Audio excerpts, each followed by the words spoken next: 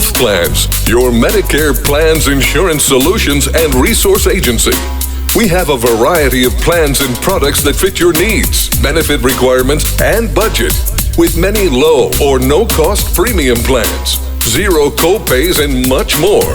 Our licensed benefits advisor's priority is your health and well-being. Call us today and book your no-obligation consultation.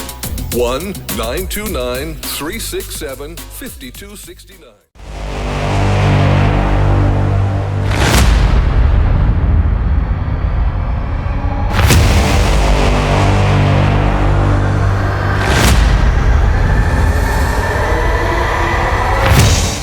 Folks, welcome back to the iHealth channel, iHealth Radio, with your host, Hurricane H. New day, new show. Excellent topic that relates to health and healthcare, and most importantly, the doctors, the providers. And I have with me a guest that we're going to drive a little bit, into like, what does it take to become a doctor, and all the challenges that someone in the profession would probably encounter, and how to interact with certain things within that, path. And so, without any further ado, I have with me Claire Eunice, Dr. Claire Eunice, a pediatrician. Hello, doctor. How are you? I'm well today. Thank you for having me on the show. It is a pleasure and an honor. And I know we're going to have so much to talk about today. And, I didn't do a good justice with the introduction. There was a very simple, I know there's more to this and to you. So first things first, doctor, would you please tell us a little bit about your background? And I know I mentioned pediatrician, but, just you in general. And then we can talk into like the whole thing that, the work that you do, and also your book and the content of your book. Yeah, we do have a lot to cover in an hour. I know. So to tell a little bit about me, I am a pediatrician. And when I was in medical school, I really realized while I was going through the process that my whole worldview was changing as I went through medical education and learning how to become a doctor, how to practice medicine, all the knowledge, but also the pretending, the following other doctors around and sort of taking on this cloak of responsibility. And there were so many experiences that were so rich, I ached to write them down. So I actually took a little bit of extra time to graduate from medical school. I actually graduated about 6 months later because I decided to enroll in graduate school for creative writing. So about 6 months after I got my medical degree, I also got my Master of Fine Arts in creative writing because I really needed to write about that experience. Awesome. So that's the short version of. Oh, no. I'm waiting for more. That was good. That was good. But so let's break that down. First of all, I have to admire what you've done, because not only you went into the medical piece, but you also took another angle and add some other value that you can use within on in parallel, with your core business, which is the patient care and being a doctor. And by the way, I love the idea of pediatrician. I'm a parent, so we do love our pediatricians because they take care of our kids. So we love our doctors, but definitely, as parents, we appreciate the work you do. And so that's that. But then let's talk about just the medical piece, right? You mentioned that you had some sort of an interest in, as you identified the whole process of becoming a doctor. And So let's just define something for people. People know medical school is medical school, but how do we get into medical school? Just as the basics. Oh my goodness. Okay, so this is decades ago that I got into medical school. So I would say that my grades in college mattered less than my test scores and my applications, and probably interviews as well. Because you're applying to take care of people, I think it is important to be able to show interest in people and be able to talk to people. At least for me, that was the case. There are so many ways to be a doctor and so many different kinds of doctor that you can be. And many people will go to medical school to do research, and they aren't necessarily intending to be face-to-face with patients. And those may be people who got excellent grades in college. I was not one of them, so I don't really know. But I do know that it's a combination of grades, test scores, and interviewing, as well as application. But what I found out when I got to medical school was that it was way more rigorous than anything I'd ever done before. And part of that is I took time off after college. and went and lived in the mountains, which is where I felt most at home and most myself. And I had a year of waitressing and ski instructing and sort of enjoying my creative opportunities to do some writing. And then I went to medical school and was completely bowled over by how hard I needed to study and how unprepared I was for that experience. So as I understand it, medical school now is a little bit more integrated, where you start with clinical experiences, seeing patients earlier than we did when I went. The first 2 years when I went were almost all, not completely, but almost all book learning. And it was just overwhelming for me, and definitely brought in some moments of, am I really meant to be here? So definitely some insecurity there. And I really had to be in touch with my sense of purpose. Like, was I going into medicine for the right reasons? Am I really meant to do this? And that brings in that question of a calling, right? I would say I had a calling to medicine. I really felt like I was supposed to do it. But while I was in the middle of studying, I wasn't so sure. There were times that I was like, well, maybe I misread that intuition. Maybe I don't know what I'm talking about. But when you get to the clinical experiences and you're actually seeing patients and following doctors around in various specialties, that's, I think, when you really have these moments that are, I think the word really is really transformative, right?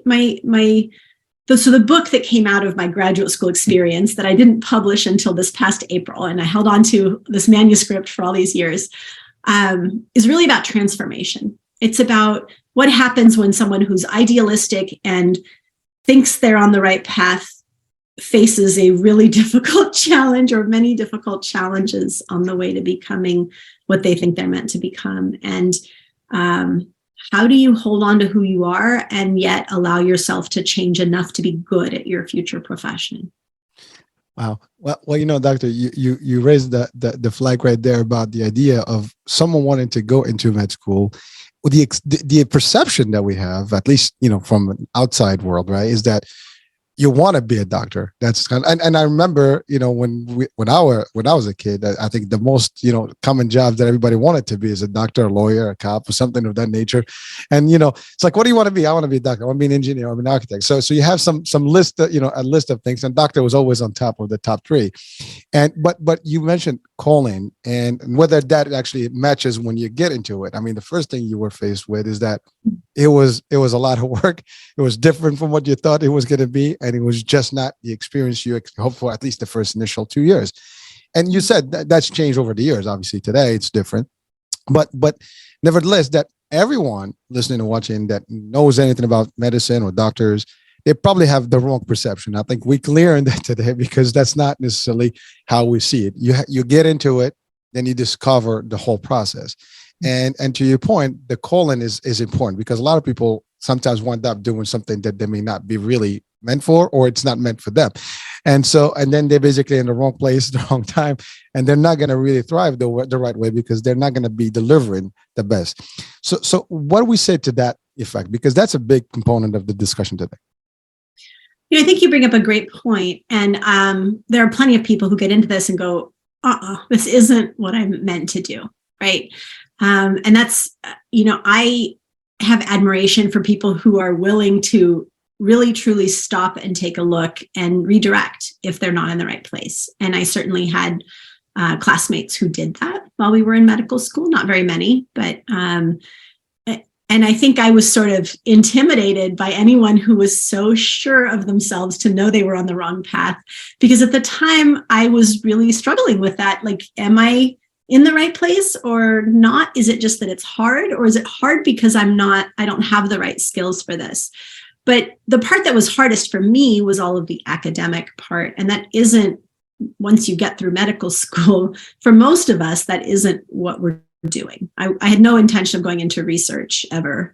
I really have always been much more interested in people and in face-to-face interactions with people and helping them feel better. Doctor, that's interesting, because this is the first time I really heard clearly from a doctor that there are plenty of people that go to med school or just to be a doctor school, type of doctor school, to do research more than actually to do medicine and really execute and be in the field and doing wounds and seeing patients. So it's kind of amazing to hear that, because that's not what we think of when someone is going to med school to become a doctor. You don't think they're going to a doctor because they're going to go do the research part. You just think that they're going because they're going to have a specialty and they're going to be serving, and working with the people directly. So that's interesting that you said that, because I would have not thought about it that way. Although we know there's researchers out there, but you think they're more like, academic, researchers. They're basically PhDs in different fields and they just do the different, research business. But in the medical specialty, I think biologists and things like that, they might wind up as doctors, but they just do it differently. So it's a very different angle from where I stand right now to hear this. And hopefully our audiences will be like, oh, wow, that's a whole different, new thing that we hear. So we should be grateful that so many people do want to do research, and many of them do practice medicine and do research as well. That just I didn't have that level of academic curiosity. But I went to a very good medical school where people, there were great opportunities to do this kind of research in addition to practicing medicine. So I don't want to say it's either or. There are plenty of people who do research while they are practicing medicine, and we are so grateful that they do, right? We come up with fantastic new therapies all the time, and they need to be trialed, and we need people who know how to do that research in a way that makes it medically useful. So it's not either or necessarily. I just meant that I came to it definitely from a little more of the social interest than the academic side. And by the way, I love that, because to your point, everybody's different, and there is a big deal in terms of the need for someone to actually do that, because to your point, how do we get into all the innovations if everybody's really just practicing? Nobody's, trying to figure out what's the next best thing, right? So we've come a long way. In medicine, years and years and years, and every day you hear new, innovative stuff that's happening out there, whether it's surgery or that's being used and so on and so forth, even just treatment in format and so on and so forth. So that's awesome. Now, but so the first 2 years were difficult. It's all, the reading and the courses, right? And then you put all that to practice. And so now, what was the main transition that kind of like, wow, this is different now. I love this part versus like what I was. Mm-hmm. It wasn't purely like, oh, wow, I love this now. It was different. So one of the things I did in my book is that as I went through each of the rotations, I combined the stories of that rotation or that specialty with one of my outside interests. So, for example, in the chapter that is about pediatrics, I also write about being a foreign exchange student. And to me, it felt very similar, right? This was my first clinical rotation. So the first time I'm showing up, supposed to be a specialist of some sort, I'm supposed to have knowledge and a vocabulary that I didn't really yet know. And it was very similar to me to being an exchange student. So that chapter melds with that. And then there's another chapter, for example, my surgery chapter also is very much about swing dancing, because that was something that I took up while I was in medical school and really enjoyed. Internal medicine happened during winter for me, and so that's interspersed with stories of skiing. So one of the things that I really had fun with in this book as I was writing about each of these is I was comparing what I was learning and who I was trying to become with who I was and what outside activities I loved. Because that was really the question, I think, for anyone who goes through something as intense as medical school is, how do I incorporate all this new information and still be myself? How do I become a doctor and still be that carefree mountain waitress who didn't ever want to leave where she was to do this? Like, how do you mix those two things? So that was the device that I used as I went through this. And I had so much fun writing it because in each of these different chapters, I was able to really delve deep on what mattered to me about my outside activities and the athleticism that matters so much to me. So first thing, what is the name of the book? It's called Balance, Pedal, Breathe, A Journey Through Medical School. Wow. Very nice. And you held on to this for all these years instead of publishing right away. Is there a reason for that, or, you were still working on? Just life. So medical school is busy, but residency is busier. So, I graduated from both these programs. The manuscript was not quite done. And I started residency, and residency was a whirlwind for 3 years. And then I got married, and then we moved, and I started practice, and then had children, and so there was one thing after another. But I'm going to tell you something else that I don't think I've mentioned in another podcast. I think the other reason that it sat for so long was that I really was insecure about publishing it. Because when you're brand new as a doctor, people start calling you doctor, and you just don't feel like you have earned that title yet. And so I think there was a part of me that wasn't ready to be exposed as much as I am more comfortable with now as someone who's been practicing for several years. I wasn't ready to put myself out there and be judged in another way when I was already trying to establish myself as a doctor and deal with those worries that come from being new at something that matters so much. Well, I think that was smart because, you wanted to build the credibility and the time and be able to really fill that book. When you talk about it, no one can question. And how people would like to stab on things and like, oh, what do you know? Right. Well, now I know a lot. I know just quite a bit that I can talk about all this stuff, nice and comfortably. And that's pretty cool. And so now you are a teacher and a coach for clinicians, and you help clinicians today and fellow doctors, I guess, or student doctors. So how did that happen? I mean, is that something you do? Like, I'm assuming that's a part-time. That's not what you do physically. I mean, you still are a pediatrician operationally, right? Yes, I'm still a pediatrician. I've been practicing part-time for several years. Pretty much since I had my second child, I've been, I might have been a little bit more than half-time for a little bit, but I've pretty much been half-time clinical. So that's seeing patients. And then the clinician communication coach role is very part-time, but it's an opportunity to help other doctors, nurse practitioners, PAs in my medical group communicate with their patients more easily. Because often when there are problems in medicine, it comes down to understanding one another. And there are little things that we can tweak in these interactions that will make it more meaningful for both patients and the clinicians taking care of them, and also make sure everyone comes out of it feeling good. So as a doctor, I feel good if I've done something that helps my patients, right? And it doesn't feel good if patients are not understanding what happened there, or have a ton of questions afterward, or they're questioning my credibility or whatever it might be. So there's a lot that goes into communicating between doctors and patients. So that's a little side role. And then something I started a few years ago is a literature and medicine program in my medical organization. And in that role, that's one that I kind of created, and it is on the side, but I get to teach other clinicians how to write, and I get to lead some writing workshops, and I get to lead some classes in which we talk about literature and do some prompted writing and a book club.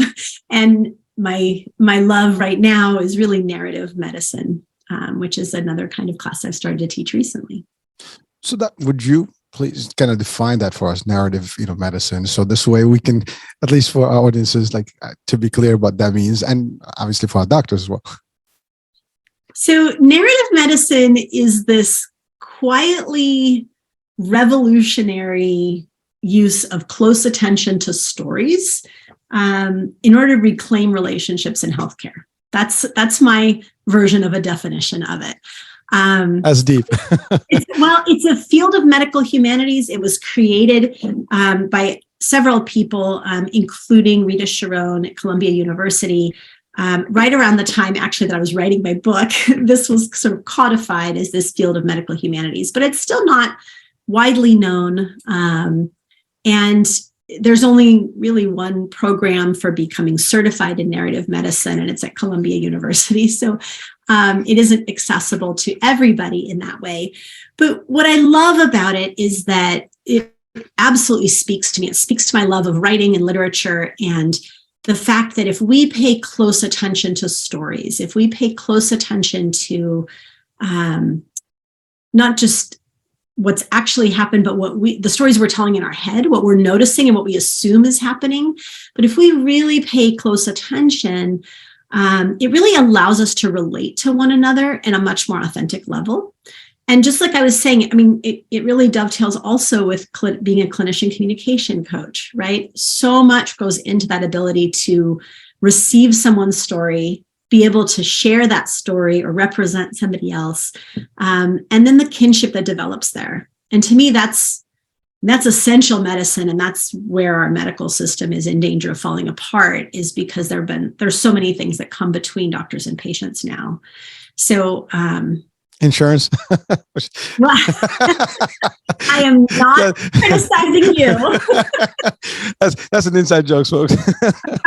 we started the discussion about me being in the insurance world. So right. But there's so many pressures on any interaction, right? Like you have to have the right insurance to even get in the door at my office, right? And then you get in the door, and then you're set up with a certain amount of time. Everything's supposed to happen in a certain time unit, and your insurance will only pay for certain things and not others. So that is a factor, right? And there's all of these pressures that are on patients who are very worried about what cost they're going to pay, because there's not very much transparency about cost. And then on the part of clinicians who are pushed to see more patients more quickly, and just do it all over again and over again and over again. And so there's a lot that takes away from the chance to just sit down face to face with somebody and have a real conversation and really understand what's wrong. Thank you. And that is a big issue. I mean, our healthcare, has so much problems. We cannot enumerate all those problems currently. I mean, worldwide, not just in the US. I don't think there is a system that's out there that is really like the best right now. And everybody's trying to figure it out. And cost is obviously as a factor. Time is a factor, and the system itself is a factor.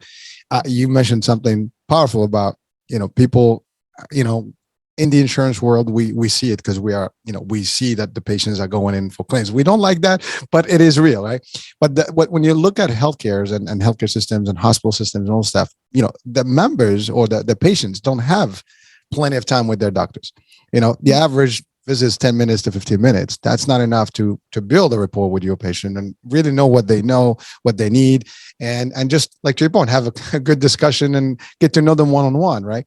It's almost like very limited, unless you're in a private practice and you have your own time and you maybe do some sort of concierge medicine, which is also limited to certain people.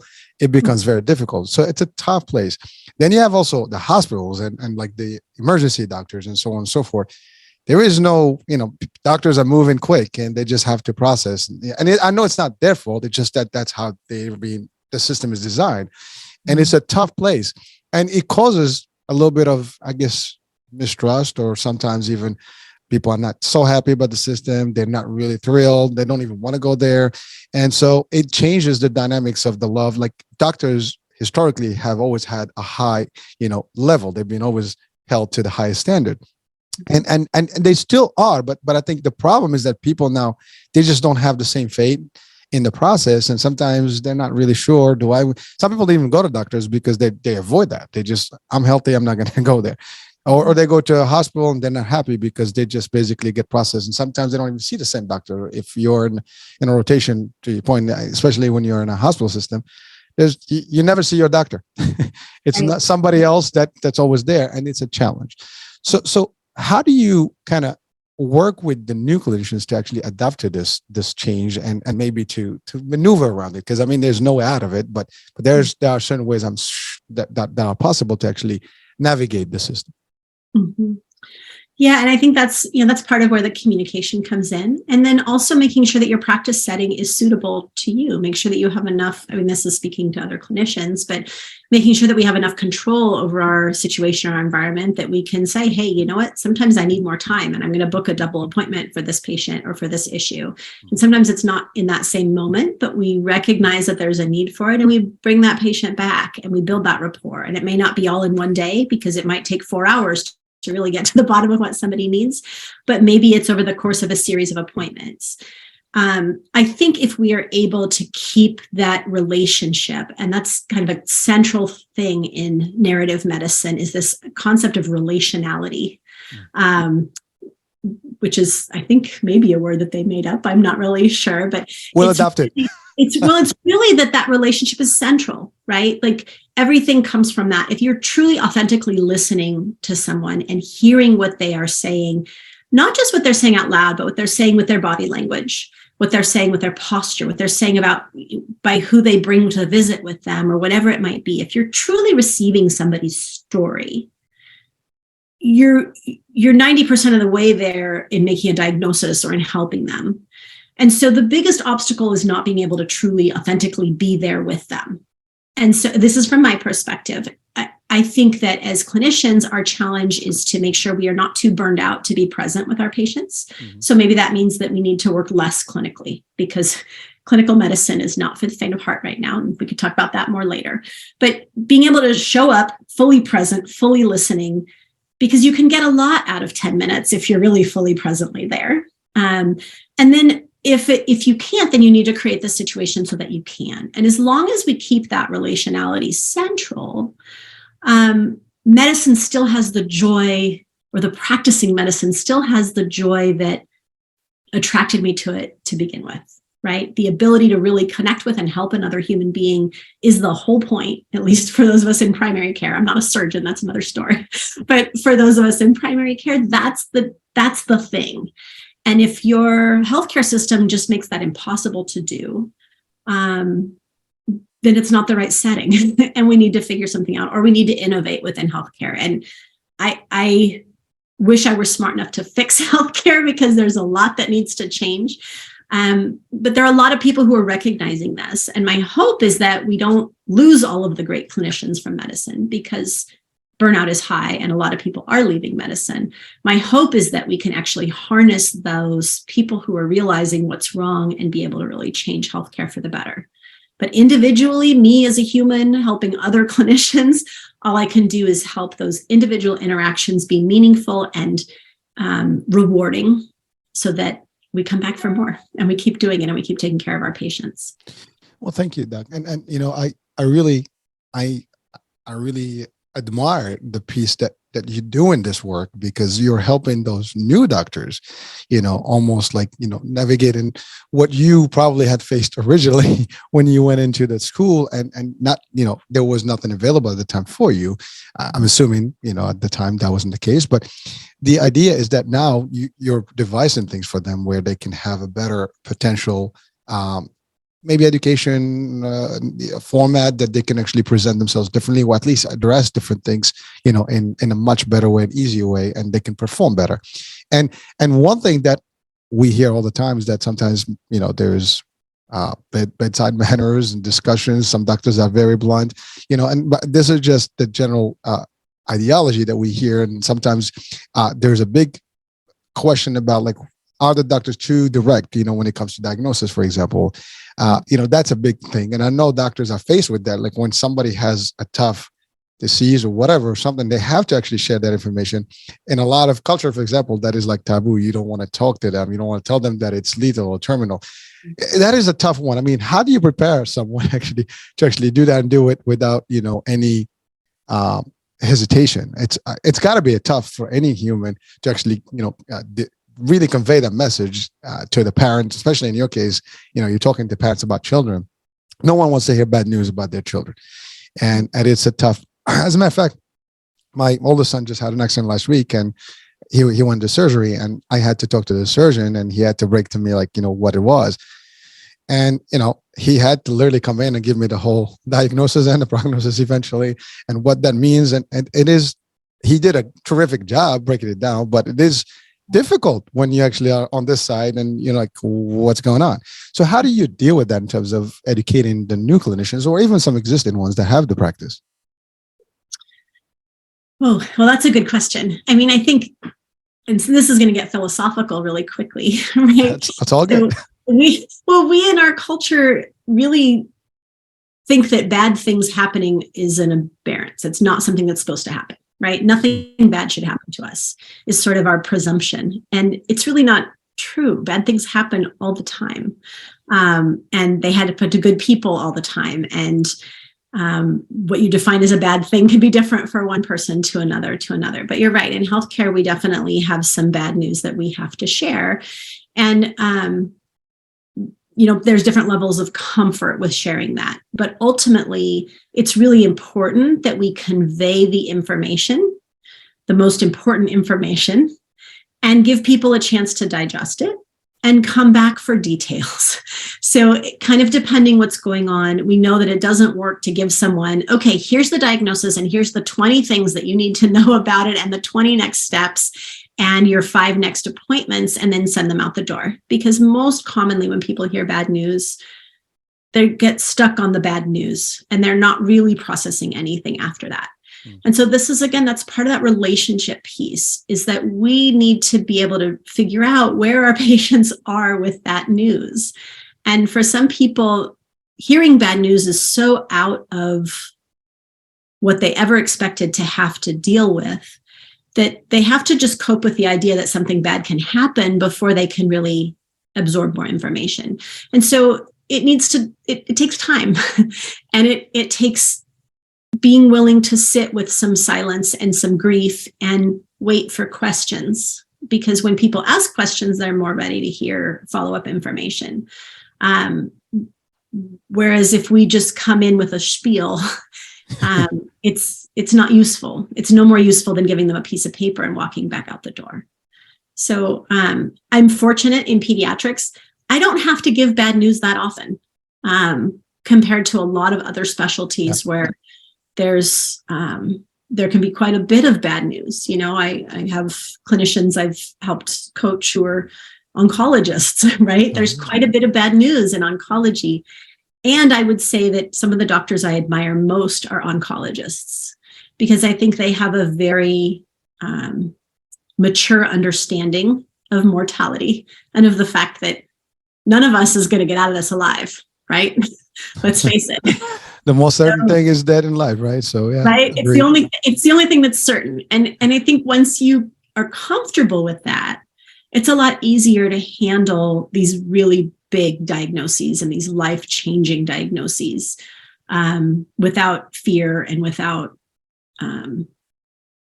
being overly abrupt and running out of the room, which is what everyone's fear is. I think that their doctor will do is just drop a bomb and take off. No, I think. Well, first of all, you don't get to be that level unless you've been, quite a bit trained on a lot of levels. But you're right, that is a tough game, and that, again, it is reality, and it's not so much that people are not clear about it. I think just that we are always in denial when we hear bad things, right? Nobody wants to hear that it's happening to us, and it could happen to everybody, but when it comes to us, like, whoa, what happened here? And so that's usually the shock, wave that you get, and then eventually you get through it. And to your point, like I just had to show, and we've talked about how to really break that, information and to a deeper and authentic, way. And it's not easy to actually have that tough conversation with someone or ask the question, or even how do you, use empathy or sympathy? I don't know. Like sometimes it's tough to figure out what to say and how to say it, and you're afraid to say it. Sometimes you avoid saying it. And so that's a challenge. So Doctor, I want to just, we kind of talked on the patient side a little bit, but now, you mentioned something about burnout, and burnout can happen to all of us. But I think with the doctors, you guys don't rest. I know doctors that work 7 days a week, and sometimes I don't know how they do it. I mean, my doctor literally works 7 days a week. He's got so many things. He's all over the place, and I don't know how he does it. I mean, he's happy. He loves what he does, but it's got to get a toll on you physically. I mean, you just can't possibly continue. And to your point, how do you maintain that and still deliver optimum, right? So what are some of the things that actually are in place today to help some of the clinicians, and maybe what are some of the things that clinicians complain from? So I think, some of this is our training. When we're in medical school and residency, we're really taught to put patients before ourselves. We're taught to defer our needs. And that our needs are not as important as those of our patients. And it really feels wonderful to meet someone's needs and to take care of someone and to feel like you're doing good. And that can be all encompassing. So it's really easy. And at least I certainly felt this when I was in training, that it would be easy to just give in completely and just be owned by practicing medicine and be owned by that sense that you are needed all the time. You're needed and you're meeting that need, and there's nothing else more important. And you could just be completely swallowed up by it if you give into it. And I think clinicians struggle to figure out where the boundary is between that, which can feel like the most important thing in our lives, really. Depending what else you have going on, that can feel like the thing in your life. And so why would you turn away from something that you feel good about being good at? And yet it is exhausting, and it can be emotionally exhausting, because we take care of people who are sick. We take care of people who are dying, who affect us emotionally. And you can only put that on the back burner for so long. So, gosh, there's been so much about self-care lately. And if I have one complaint about how this wave of burnout has been handled, is that it really has started with, doctors need to take care of themselves. And so all that does is put the blame on the people who are suffering, of like, you're not practicing self-care, or here, why don't you learn about mindfulness and then you'll be okay? Where really what anybody needs when we're overwhelmed is a little bit of a step back. We need to take a step back and take stock and be able to make sure we're in touch with what our priorities are, and make sure that we have time to process the difficult things that we're seeing. And I think that's sometimes lacking, is if no one gives you the permission to do that, it's hard to stand up and say, hang on, my needs are just as important as the needs of these patients who I'm taking care of. We're not really taught to do that. So it ends up being something that we personally need to come to grips with. There's all kinds of initiative. Like there's counseling available, for example. There's a move to practice mindfulness to prevent burnout. But I think in practice, it really is up to the individual clinician to take advantage of what is out there and to make time for themselves. I know for me, as I was going through medical school, I really felt like I wanted very much to hold on to the joyful things that had brought me that far, that had kept me sane that far. And yet it was surprising to people to find out that I was doing anything outside of medicine. What? You rock climb? What? You ride horses? Like, how can you do that? It's like we tend to think of people as just this one thing, but we are all multifaceted and we are all multidimensional. And we need to honor that in one another. And a lot of that change in medical culture has to come from early on, from medical school on. I feel like my medical school was actually quite encouraging of that, as much as any can be. And yet, it still was a very individual choice to say, no, I'm not giving up the other things that I love to do this. I have to take a little more time to get there, and I have to practice part-time so I don't lose them. Man, well, that's a lot. Well, so doctor, again, within the burnout, I know we're just over the pandemic. When I don't want to be like, so I hope it's all over, because it's only, a few months back when you think about it. And, what was the impact in the clinician world? I can only imagine that it was disastrous, where people were really, and you mentioned something earlier about people leaving, because of the burnout. I think the pandemic did a whole number on everybody, and especially the front line and doctors and nurses. So what's been done, throughout the pandemic, I guess, to support this, and then potentially after, to actually mitigate some of the damage that's done? Well, I don't think that the mitigation is a complete process yet. Okay. I didn't think. Second question. I had to ask. For me personally, and I think for many clinicians, when this pandemic hit, this was the biggest test of our commitment to our patients, to go to work every day in the face of this very uncertain virus, with the fear that we could bring it home to our families, with the realization that we could absolutely sacrifice everything, including our lives, in order to do what we were trained to do. and to show up anyway. And I think connection to purpose and meaning is very important. But at that particular juncture, when this first started, it was terrifying. And it was especially terrifying, of course, for our ER doctors, for people who were really truly on the front lines of seeing sick people. It was horrible. They were living apart from their families in a lot of cases. They were stripping in the garage and showering before coming into the house and just constantly terrified. And many of them becoming ill and losing colleagues or losing nurses and other staff to the virus in the middle of it. So it was commonly compared to a wartime situation. And I think medicine has rarely felt so much like a wartime situation than it did in those early months of the pandemic. So there's quite a bit of post-traumatic stress that's happened as a result of getting through that. The fact that the pandemic was so politicized is just criminal and heartbreaking, because on top of having that stress, there were people who were denying that the pandemic was real, that it was even happening.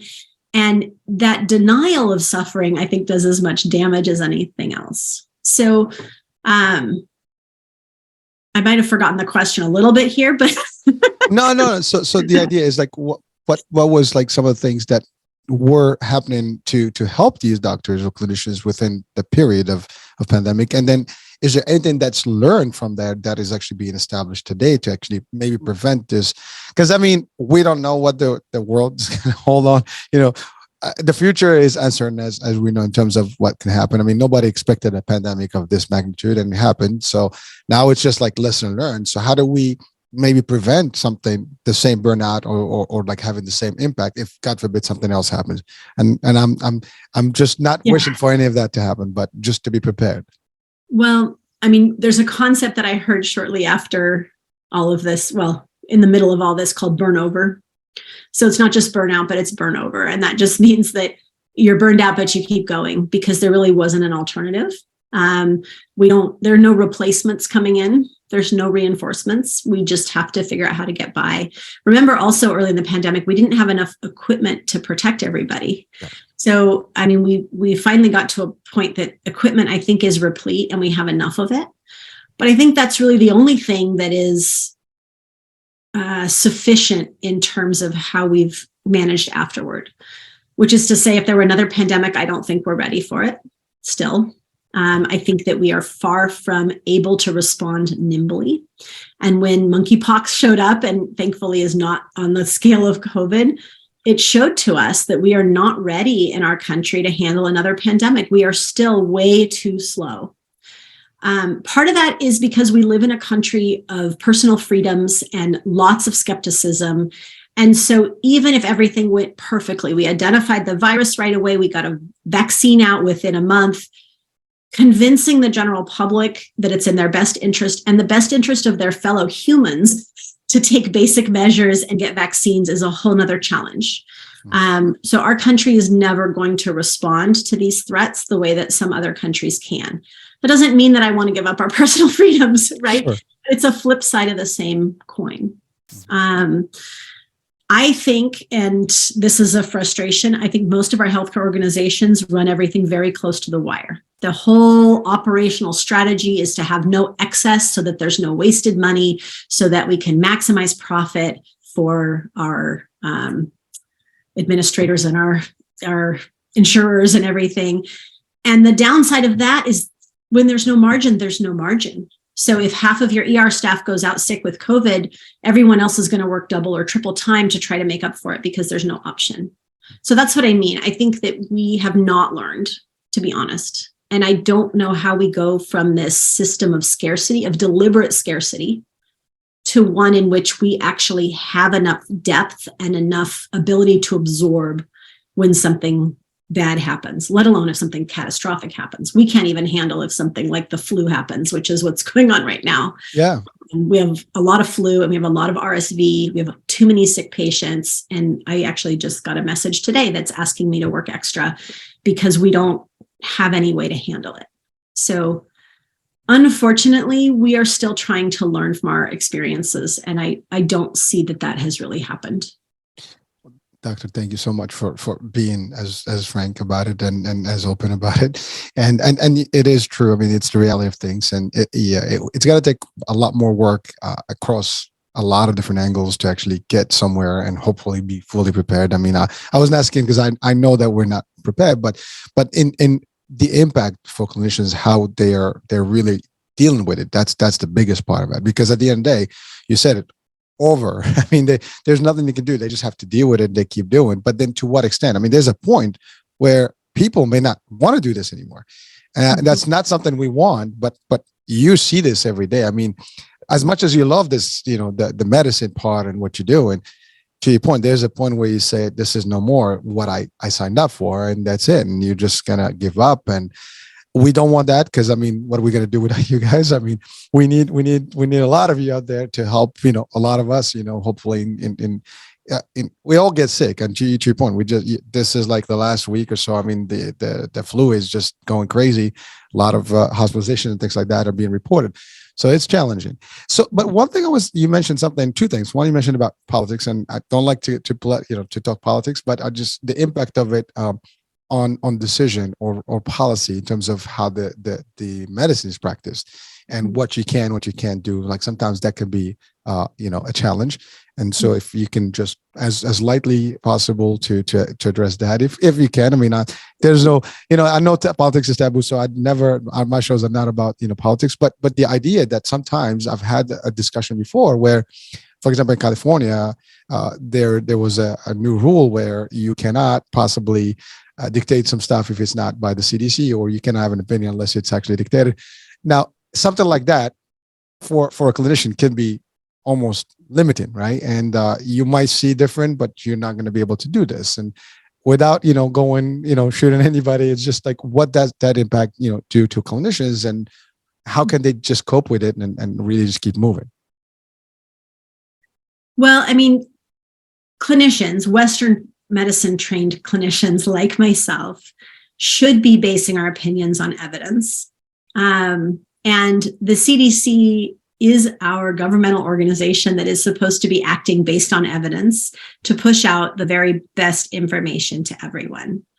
There's this concept, a lot of people, this whole do your own research thing, where people feel like they could outsmart evidence-based medicine based on watching videos on YouTube or reading articles, personal testimonials, whatever it might be, is really disturbing, because part of what we learn in medicine is placebo effect, and we learn how people can be duped by personal narratives, and we learn how these alternative ideas spread, and it's disturbing. And it's, when you look at the evidence, they aren't borne out. And yet people really very adamantly believe that they know better than what evidence tells us. So I hear in your question a fear that what if the CDC is just wrong and now clinicians have to pass out what they're saying? So I think, to kind of break that apart, we need to make sure the CDC is robust, that it's staffed with people who are reputable, who know what they're doing, and who are really going to be acting in patients' best interest and are not paid for by anybody with a second interest or an interest that is not public health. So that's the first step. We need to make sure politicians are not constraining the hands of the scientists and researchers that I spoke very highly of from my medical school, who are doing this very hard work to give truly authentic information and to try to weed out any bias and weed out any misinformation as much as possible. I can't say strongly enough, healthcare really needs to be separated from politics. It is not about politics. And yet we have such a heavy amount of skepticism in our country that we can't even allow scientists to be scientists. And yet, at least from where I sit, from a position of someone who's been educated in science and in medicine, we really need to be able to follow evidence in making decisions. And we need to have a healthy regard for our fellow humans. I mean, unfortunately or fortunately, vaccination isn't really just about the individual. It's actually about the whole community. And I don't know that we have that drive in the US the way that I wish we did. It would help. Well, yeah. Well, thank you for the statement. And again, this is really not about the politics itself, but the impact sometimes, because again, some of the politicians may use some of the information from the government. Sometimes it's more they're opinionated, whatever, but because they have to drive certain agenda, whatever the case may be. And you're right. I mean, during the pandemic, it just happened to be one of those years where it's election year, and all the stuff that's happened was not a cool thing, and so it turned a whole chaotic, more than it should have. But unfortunately, we had to deal with that. But you alluded to something that I wanted just to connect. Now we're talking pretty much U.S. healthcare. Now you guys are open to the world. I mean, medicine is, and I know there's so much stuff that goes on throughout the medicinal, the medicine world, across, other countries and other cultures and other innovations and so on and so forth. So is there any cooperation that happens in that aspect to actually maybe change a little bit of dynamics? And, because there may be new ways or new innovations or new techniques that are being utilized somewhere else that could be applied here. Do we have even an appetite for that? Because I know we're very stiff in terms of how our system is. So how do we deal with that? Especially if that's something, to your point, evidence-based and it's happening, it's working, but we're just not allowed to operate it here or use it here. Mm-hmm. Tough question, sorry, but that's okay. So we're definitely getting away from my expertise in literature and medicine, but that's okay. I'm happy to give you my opinion. I'm full of them. I think this is where we have to look at the fact that even cooperating with other countries or collaborating with other countries has some political implications. So, for example, as you probably know, there were some horrible racist events that happened in our country against people of Chinese descent when this virus was first identified. And people were blaming anyone who looked Chinese, which makes absolutely no sense. And so then subsequently, when we were getting evidence from China, it was treated differently than evidence we were getting from Italy. Why? Well, politics is really the main answer. I mean, it could also be racism. It could be, we have a complicated relationship with the rest of the world, and we have varying levels of willingness to accept information that is not from the US of A. So, I mean, yes, there has been information and vaccines from other countries that we have looked at, that we have maybe tried to mimic. And there was actually some very good information coming out of China, but there was also some skepticism that was politically driven, I think. So it's really hard to divorce politics from, or at least in this pandemic, it was hard to divorce politics from the healthcare. And I really hope that isn't the case in a future pandemic, because it made it extremely complicated to benefit from very good research that was being done across the borders. Well, thank you. And I appreciate you giving your opinion. I know we kind of went to tangent there, but the reason I asked that is that because it has to have an effect on our clinicians. Because if you're a practicing doctor and you're like stressed out, there's a solution and you just can't access it because of this, I mean, that's gotta be a problem. And, I don't know anyone that knows like there is a way to do something, but you just can't do it because, to your point, we're restricted. It makes it very difficult. And obviously that's got a stress level to it, and it's going to impact how you deal with things. So that's really the reason I asked. So, and supplies also, right? There were supplies we could get abroad, but we couldn't get them. That's right. And you said it in the beginning, it was like very little equipment, and it was almost like a market corner type of thing. It became like, a very unique world that we lived in. And it's so sad that we had to go through it. And again, it was worldwide. This is not something that was unique to us, but every country dealt with it differently. Mm-hmm. So let's go back to our core. So the book. So we've talked a little bit about different angles in the book. Is there anything else that you've really highlighted in the book that is actually beneficial to clinicians and or patients, alike?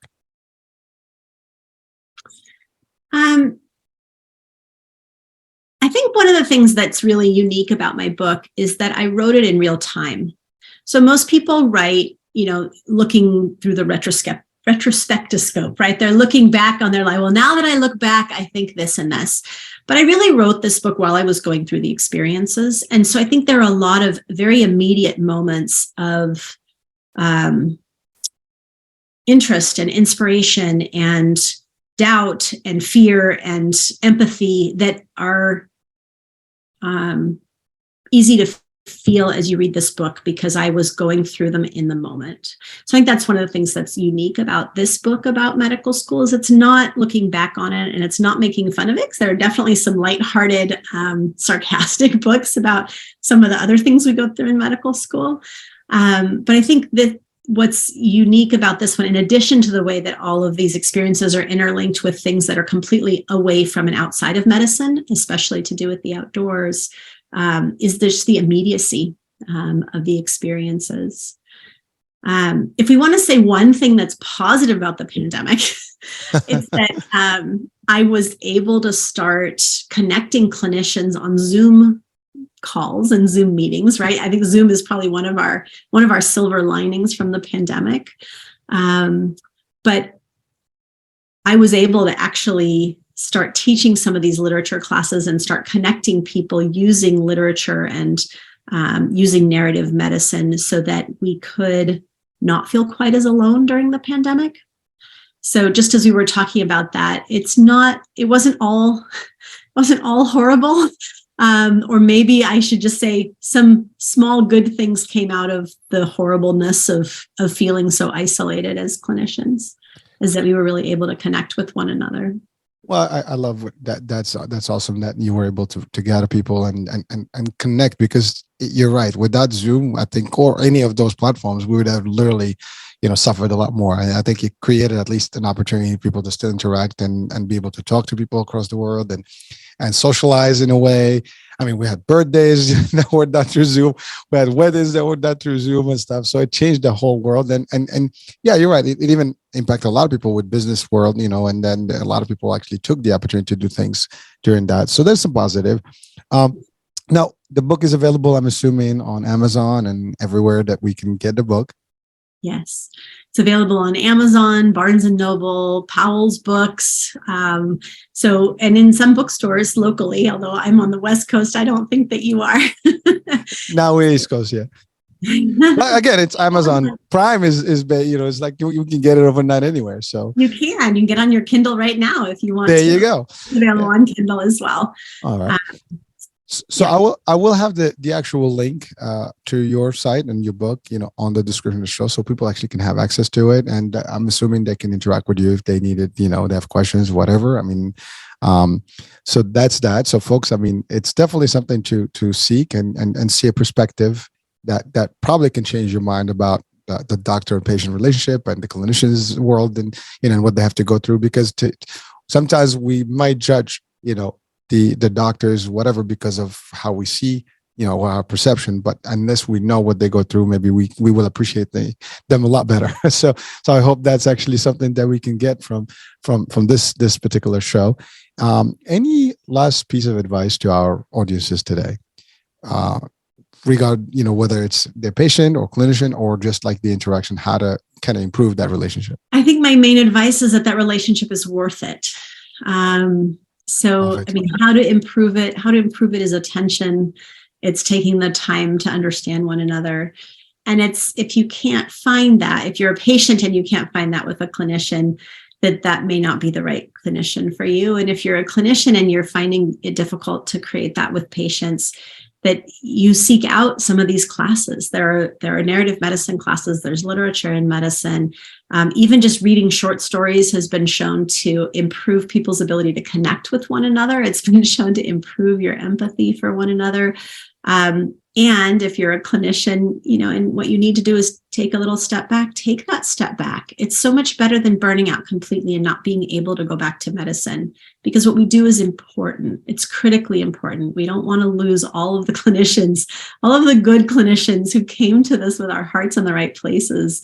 We need to be able to take it back in a way that we can enjoy our practice and bring meaning back into our lives and that of our patients.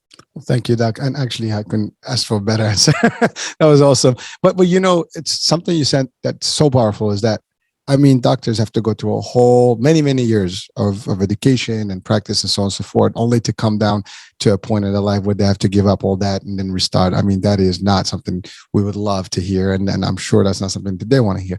So we're your fans. We support you, and we know that you guys do your best out there to keep us healthy and maintain us in in the best shape. And like you said, this is all about as humans, we have to help each other, and you're doing it. So again, greetings and salutes, from me and my audiences here, and then hopefully the world. This is something, a good time for all our doctors out there, and thank you for being out there, for doing what you're doing. So that's my little message, to all our world, physicians and clinicians. So thank you so much. Well, thank you, Doctor, for being with us. And it's a lot of, I've learned a lot, and you've shared a lot of good stuff here. So I appreciate it. And folks, we're coming to the end of the show. So I'm your host, Hurricane H. We'll be talking soon. New day, new show, new topic. Hope you enjoyed the show. Talk soon. Bye-bye.